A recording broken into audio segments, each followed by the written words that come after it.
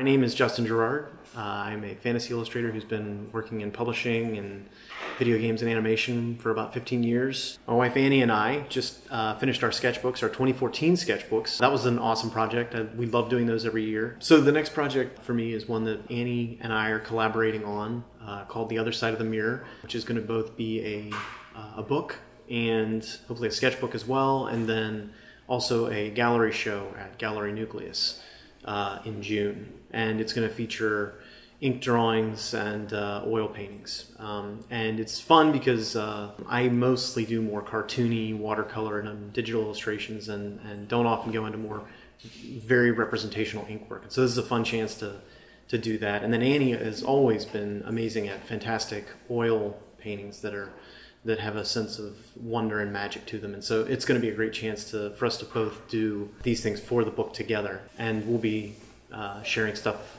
with people in the coming weeks.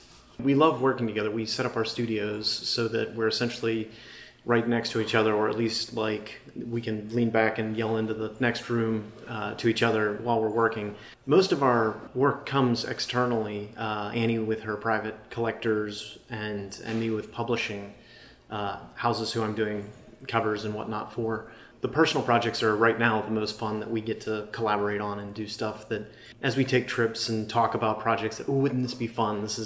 Here's an idea. What about this for a book? What about this for a movie? Just as we see things, we always end up talking to each other about new projects and ideas that we might. And it's great having living with another artist, whereas before we would have both been alone and maybe had to email something to an art friend. Whereas now we can just, hey, what do you think of this, and be completely honest, and it's really great. I love fantasy art, partly because there's such a rich history with imaginative realism that dates back hundreds and hundreds of years, when painters were depicting scenes from mythology and the Bible. Everything is very serious and dramatic, and I love being attached to that in many ways. But at the same time, I kind of like to have a little fun with it. And so a lot of the fantasy tropes and sort of cliche things, it's sort of fun to spin them around a little bit and have a little bit of humor in them. I have a soft spot for narrative-driven illustration, where you look at the image and as you work your way around the composition, there's a story that's being revealed. A lot of my favorite art ever since I was a child was that type of art, where I could look at it and I could just tell a story as I went around the image and with the various characters and things that were happening in there. When I just do work for myself, or a lot of the publishing work, that's what I'm going after, is something that tells a story that's hopefully dramatic and fun. So being a Spectrum judge, I was deeply honored, of course. It's a big task. There's so much good art, and even today as we've gone through it, and we're only halfway through at this point, just trying to be critically evaluating every single piece and judging it based on its artistic merits and technical ability, and then the thought process that the artist was going through, trying to put it together, just trying to unravel all those things to try and come up with who has put together the best work for the year. And there's so many people who've put up wonderful work. So it's been a very tough task, but it's really rewarding, and it's also really exciting. But it is slightly scary and wonderful opportunity and task to do. So I'm honored to be a part of it, and looking forward to seeing what the rest are. The first time I made it into Spectrum, such a boost for me internally, that like, okay, I've gotten my work in Spectrum. That's one of those big things I think on any fantasy artist bucket list. And if it's not, it should be. It should be. Everyone should put that on their list. Like, I think it is the best thing going for the narrative and fantasy art worlds right now. I think it's an extremely important book that comes out every year. So for me, it was a very big deal. And while life didn't change dramatically right away, it did actually begin to open up a lot of doors. I would shake hands at conventions and people would say, oh, I remember you now, you had work in Spectrum. Getting in was actually a big deal for me, meeting everyone in this world. It's been exciting for opening doors and creating opportunities, and in many ways, many of my close friends now, and then working partners I've met through Spectrum in one way or another. So I cannot emphasize enough how important it has been for my career.